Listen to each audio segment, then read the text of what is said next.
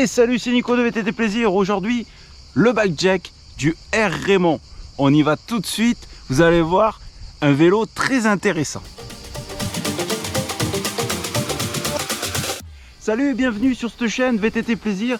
Si tu ne me connais pas ou si tu me connais toujours pas, je m'appelle Nicolas, j'anime une modeste petite chaîne de vélo et plus particulièrement de VTT. On traite un peu tous les sujets qui nous touchent, l'entraînement, les sorties, le pilotage et la présentation de certains produits dont des VTT et aussi des VTT à assistance électrique. Merci à mon partenaire Silk Center à Brignoles et plus particulièrement à Fabrice, son patron, de m'offrir l'opportunité de vous faire de ce type de présentation. C'est vraiment sympa, merci à toi Fabrice. Allez, on va partir très vite dans le vif du sujet pour la présentation de ce R Raymond Trail Ray 160E 8.0. Voilà, j'ai tenu à vous faire ce bike check, mais qui ne sera pas un bike check. Je vais le mélanger avec un retour d'expérience. J'ai pu faire déjà 264 km avec ce vélo, dont une petite centaine en montagne et haute montagne. Donc je pense que ça peut apporter vraiment une plus-value à cette vidéo et à ce bike check, de vous faire partager mon expérience au guidon de ce vélo. Allez, comme à mon habitude, j'ai quand même pris le soin de prendre des petites notes, donc je vais vous énumérer un peu tous les périphéries et le descriptif complet du vélo. Donc au fur et à mesure, je vais vous énumérer un peu toutes les parties du vélo et en même temps vous dire un peu ce que j'en pense et ce que j'en pense, si j'en pense du bien ou si j'en pense du mal. Et en fin de vidéo, je vous donnerai les plus et les moins que j'ai pu constater sur ce vélo. Allez, avant de commencer vraiment le descriptif, je vais vous faire un aveu. Lorsque l'on m'a donné ce vélo, j'ai sous-estimé ce vélo. Je l'ai pris pour un vélo sans doute dû par son cadre avec une géométrie un peu spécifique. C'est un mulet. Hein, je vous rappelle très brièvement ce que c'est une géométrie mulet, c'est-à-dire une roue de 27,5 à l'arrière et une roue de 29 pouces à l'avant. Vous pouvez constater aussi que le poste de pilotage est assez haut. Donc, ajoutez à ça une grosse sobriété sur ce bike. Donc, je l'ai très vite sous-estimé. J'ai pris ça pour un vélo un peu pépère, un peu le vélo à papa, pour aller faire la petite balade du dimanche. Et ce vélo m'a grave impressionné et m'a vite remis les idées en place. Et je sais pas, il y a des vélos sur lesquels vous montez, vous ressentez un truc, vous sentez que le vélo a une âme. Et ce R Raymond là, celui-là, je peux même vous dire qu'on a eu des moments difficiles tous les deux, puisque je me suis pris une grosse boîte il y a un poil plus d'une semaine. J'ai encore mal. Et ouais, je kiffe sincèrement ce vélo. Je trouve que ce vélo a une âme, a un esprit, ce vélo. Et je me régale à son guidon. Alors le cadre, c'est une géométrie mulet, je vous l'ai dit, 29 pouces à l'avant, 27,5 à l'arrière, vous connaissez. Donc c'est un alliage de 6061, donc un cadre alu, avec la batterie intégrée, et des battements avant-arrière de 160 mm, les amis. Il y a de quoi avoiner grave. Et je vous souligne aussi que c'est un all mountain, hein, on n'est pas encore sur de l'enduro. On enchaîne sur les suspensions. Alors là, très bonne surprise. La petite sœur de la ZEB de chez RockShox, ce vélo est équipé de la Domaine R avec cartouche de Bonaire. Le débattement, je vous l'ai dit, 160 mm. Alors très agréablement surpris de cette fourche, la Domaine. Ça me fait penser à Roro VTT, on en avait discuté sur internet. Très content. J'ai pratiquement l'optimisation de la ZEB. Les prises de tête de réglage en moins, c'est-à-dire que c'est une fourche comme je les aime, efficace, esthétique et simple. Et en plus à ça, vous rajoutez fiable. Et surtout, alors que il y a des corbeaux dans le coin, vous entendez peut-être les cigales, mais on a quand même des corbeaux aussi. Ce que j'aime encore, et c'est le plus de ce domaine R, c'est qu'elle est upgradable, j'ai envie de vous dire. On peut un peu bidouiller sur les cartouches. Je vous en parlerai peut-être dans une autre vidéo de ça, mais sachez que les domaines, on peut les bidouiller en montant des cartouches de ZEB et même des ZEB haut de gamme, des ZEB Racing et compagnie. Mais chut, je vous ai rien dit. L'amorto, on est encore chez RockShox, c'est un Deluxe Select. Alors, si vous voulez la dimension, c'est un 230 par 65 mm. Le Deluxe, moi j'aime bien. J'avais ça aussi sur mon précédent VAE de test. L'amorto qui fait le game. Ah, c'est sympa, c'est onctueux. Du réglage, alors moi en règle générale, en réglage, je suis pas forcément le plus méticuleux du monde. Moi, je fais mon sag, après je règle mon rebond et basta. Et sincèrement, j'en suis très content. Pour la partie moteur, alors là, grosse surprise. Moteur Yamaha, le PW X2. Attention, c'est pas le X3. On est sur un modèle 2022, donc c'est bien le PW X2. Moteur Yamaha avec 80 Nm de couple et qui tire, je m'étais noté 250 watts. Alors, je vais rentrer un peu dans le détail et surtout sur mon ressenti sur ce moteur-là. C'est vite fait, j'ai gagné de 20 à 30% d'autonomie par rapport à mon ancien VTT AE de test qui était de marque, pour le moteur qui était de marque japonaise, je vous laisserai en tirer les conclusions. Ce moteur est bluffant. Alors certes, il a que, j'ai envie de vous dire, que 80 Nm de couple par rapport au moteur japonais qui en avait 85. Mais alors, c'est de la folie. On a 6 modes, si je ne vous dis pas de bêtises, même 7 si on compte le walk assist, donc le bouton que vous laissez appuyer pour pouvoir pousser. Et Dieu sait que j'ai pas mal poussé aussi en haute montagne le week-end dernier. Ce moteur est bluffant, l'autonomie est impressionnante. Alors, je vous alignerai bien des kilomètres à vous dire j'ai fait tant et tant, mais ça ne veut absolument rien dire. Et je m'en suis rendu compte dernièrement en haute montagne. On est capable de fumer une batterie sur 30 km en haute montagne, alors que sur du plat, on pourrait aligner plus du double, sans problème avec ce moteur. Moi, je compare régulièrement les sorties entre copains qu'on fait en VAE. Maintenant, on est de plus en plus à être équipé de VAE. On a quand même nos musculaires, mais on est aussi équipé de VAE. Et en fin de sortie, le moteur YAM, j'ai mon pote aussi Kojak à qui je fais un petit coucou qui a un moteur YAM. Il nous reste toujours plus de batterie que les autres. La batterie, on est sur une 630 watts, on est sur du 36 volts. Moi j'estime que pour l'instant, et pour mon début de pratique de vélo à assistance électrique, vous le savez, ça fait pas tellement longtemps que je m'y suis mis. Moi je trouve que ça suffit. Avec ce moteur là, ça suffit. Avec le moteur japonais, je vous aurais dit peut-être il aurait fallu monter un peu en capacité. Mais avec le moteur YAM, c'est nous sous saille. Sincèrement, je ne suis pas encore rentré avec moteur coupé au bout de 264 km. Donc vous me direz, c'est quand même assez court, le vélo est pratiquement encore neuf. Mais ouais, la 630 watts avec un moteur YAM, ça le fait. J'aimerais tellement aussi tester le X3, le PW X3. Il a déjà bonne presse et Fabrice m'en a fait un très bon retour déjà. Donc peut-être dans l'avenir, ouais, j'aimerais bien tester le X3. Allez, pour finir la partie électrique, on va dire ça comme ça, le display. Alors, le display, c'est les commandes, hein, si vous ne savez pas ce que c'est un display. Alors, c'est le display A, alors c'est un écran LCD de chez YAM. Et il y a un micro USB dessus pour se brancher, faire les mises à jour et compagnie. Bon, alors vous le savez, je ne suis pas le plus grand des geeks. Je n'ai pas essayé de connecter mon téléphone. Je ne sais même pas si c'est possible, je vous dis franchement. Moi, j'ai pas eu à aller bouyguer n'importe quel paramètre dans ce vélo. Moi, d'origine, ça me convient énormément puisque il y a plein de modes, franchement. Il y a le mode auto que je me suis même pas servi. Moi, pour vous dire, chez moi, donc dans le sud, je roule entre le mode Eco Plus, donc pour vous les définir, vous avez Eco, Eco Plus, Standard, et après les autres je les mets même pas, donc je sais même pas comment ils s'appellent, mais bon, vous avez encore un niveau au-dessus, c'est un peu, on va dire, Boost, et un encore au-dessus, alors là vous déchirez tout.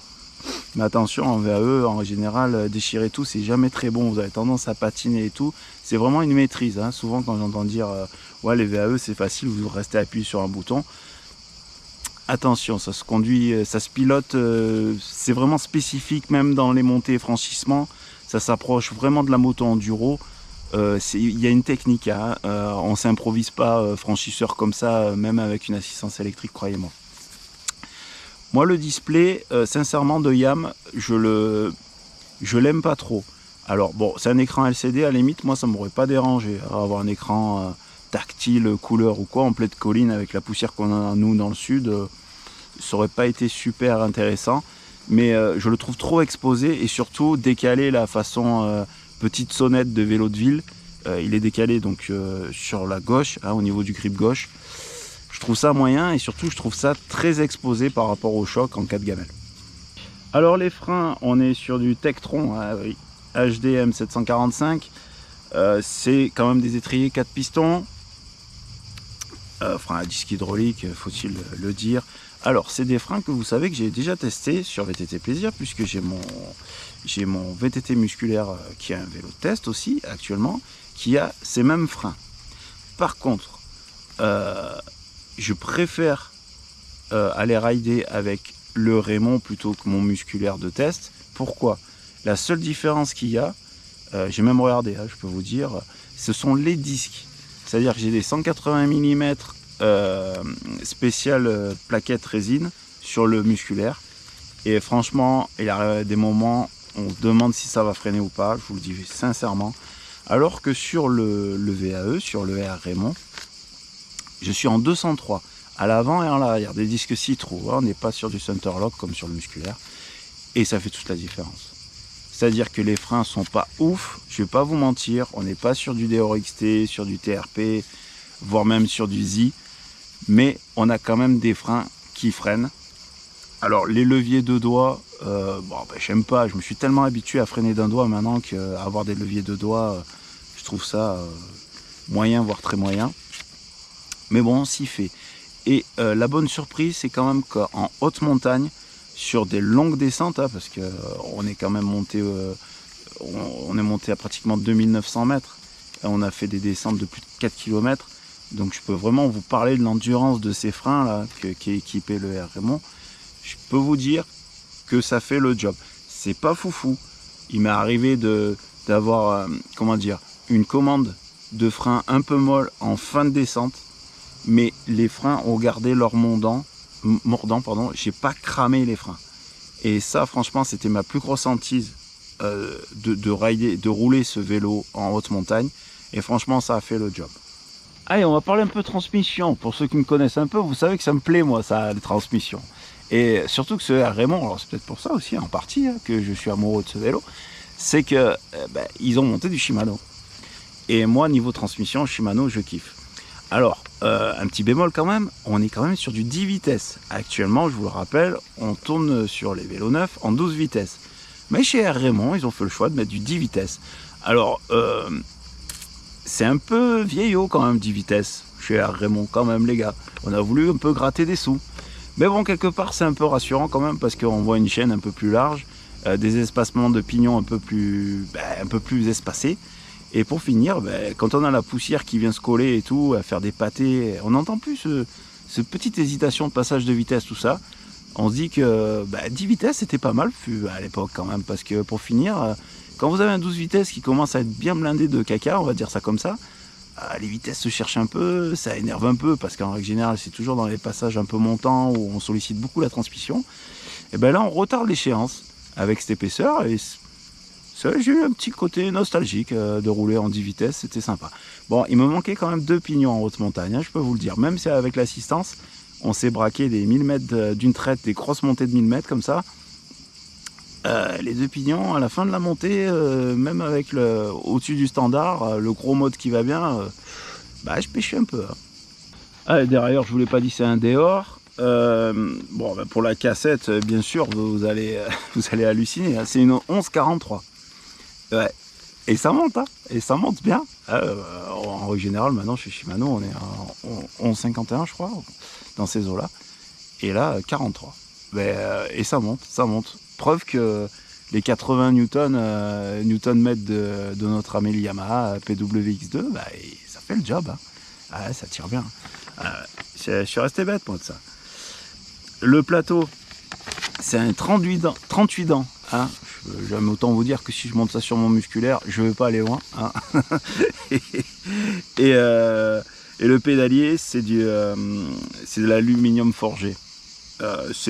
Alors, pour les puristes, c'est le C40 de chez R. Raymond. Non, ça j'aime bien. Les commandes de vitesse, c'est du dehors aussi. Non, ils ont fait le job. Après, petite vitesse, c'est quand même un peu vieillot quand même. Hein. Bon, je vous laisse juger pour ça. Allez, pour les roues, c'est un peu du fait maison. Alors, pour les cercles, c'est des Match 1 Trucky. Bon, c'est pas super connu ça. Et pour les moyeux, c'est du R. Raymond, les DA210R en 6 trous. Par contre, pour la roue avant, on est en 15 par 110. Pour la roue arrière qui est en 27,5. Hein, la roue avant est en 29 pouces. Et la roue arrière est en 27,5. Hein. Donc 15 par 110 pour la roue avant et 12 par 148 pour la roue arrière. Et les disques et les 6 trous, je vous l'ai dit. Ça, j'ai trouvé ça cool parce que Centerlock, on ne trouve pas toujours ce qu'on veut en Centerlock, tandis qu'en 6 trous, c'est plus facile à trouver si vous êtes un peu des monks du frein. Hein. Encore bonjour à mon pote Kojak. C'est vrai qu'en 6 trous, on a plus le choix pour upgrader nos vélos et tout. Donc c'est toujours bien de partir sur une base qui est déjà en 6 trous. Quoi. Pour moi, là c'est encore du perso. Hein. Sur cette vidéo, je vous donne vraiment mon avis perso. Hein. Donc à prendre et à laisser. Pour les pneus, la montre d'origine c'est du Continental Tri-King. C'est une montre d'origine, quoi. C'est pas funny. À l'avant, c'est un 29 pouces, une section de 2.4 que j'ai remplacé. Je vais être tout à fait honnête avec vous que je l'ai enlevé pour la haute montagne. J'ai préféré monter une valeur sûre. Et puis surtout suite à ma chute, j'ai préféré un peu me rassurer, repartir sur un pneu dont j'avais une entière confiance. Je suis parti sur un Anseguet à l'avant.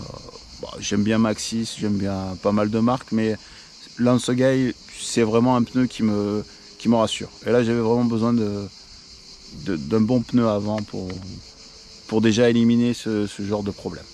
Mais les Conti d'origine, je trouve trop large. À l'arrière, c'est un 27,5, c'est une section de 2,6. Ils ont mis un peu plus large, je pense, pour pallier le diamètre de la roue. C'est pas forcément bête, mais en plus d'être des pneus qui ont des crampons très espacés, je trouve que le pneu arrière, notamment, s'use très vite. Donc, c'est des pneus d'origine. En général, tous les constructeurs, les pneus d'origine, ils mettent jamais des pneus super funny, quoi. Pour la potence, c'est une R. Raymond, voilà, en 50 mm. Ça fait le job. Ils font les petites périphéries eux aussi, du cru, là, c'est sympa. Esthétiquement, elle est jolie. Elle est à 0 degré. Le guidon, c'est un R. Raymond avec un rail de 35 mm. Et il fait 780 de large, donc bon, c'est à peu près le standard, hein, maintenant 780. Ça passe partout. Vous aurez les vidéos des Alpes, là, vous verrez qu'il y a eu des passages très serrés. Le 780, il passe, il faut juste un peu ralentir et passer en technique. Alors pour les grippes, pareil, c'est des grippes R. Raymond. Et là, par contre, c'est R. Raymond MTB, ils appellent. Elles sont vissées. Là, c'est un des rares vélos tests où je suis tombé sur des grippes d'origine qui m'ont plu. Voilà, j'aime bien, je les prends bien en main. Il n'y a pas des petits froufrous, là, des petites languettes bidons là, qui servent à rien. Non, c'est. Je suis bien avec ces grippes. Ces grippes, j'aime bien. C'est pas des Ori, hein, on est d'accord, c'est pas du super haut de gamme. Mais je l'ai en main, ça me plaît bien. La selle est une R. Raymond aussi. J'ai trouvé très confort. J'aime beaucoup la selle, moi. Je suis très fan de cette selle. La tige de selle, alors le diamètre du tube c'est 31,6 mm et sa course est de 140 mm. Je l'ai mesuré parce que dans le descriptif de R. Raymond il ne le signale pas. Alors je ne sais pas s'ils font comme certaines marques, c'est-à-dire que par rapport à la taille ils mettent des débattements de tiges de selle télescopiques plus ou moins larges, c'est-à-dire sur un vélo de taille petite, genre un S, ils mettent une 120, sur un M, ils mettent une 140, et sur les autres, une 150. Mais il a fallu que je le mesure. 140 mm de débattement pour la tige de selle télescopique. Tout ça pour un poids en taille M de 25,8 kg. Il vient Il vient dans la moyenne des gros VTT à assistance électrique, j'ai envie de vous dire. On a tendance à dire toujours qu'un VAE c'est 25 kg, donc on est dans les clous, j'ai envie de vous dire. On y va pour les moins et les plus. Alors, avant de donner les moins et les plus, je tiens encore à préciser que c'est mon avis perso, c'est mon ressenti du vélo. Donc ne criez pas à l'imposture ou quoi une fois que je vous dis ça, c'est vraiment mon ressenti. Je fais aussi cette vidéo parce que c'est quand même un modèle 2022 et c'est un modèle qui se retrouvera ou qui va déjà se retrouver sur le marché de l'occasion.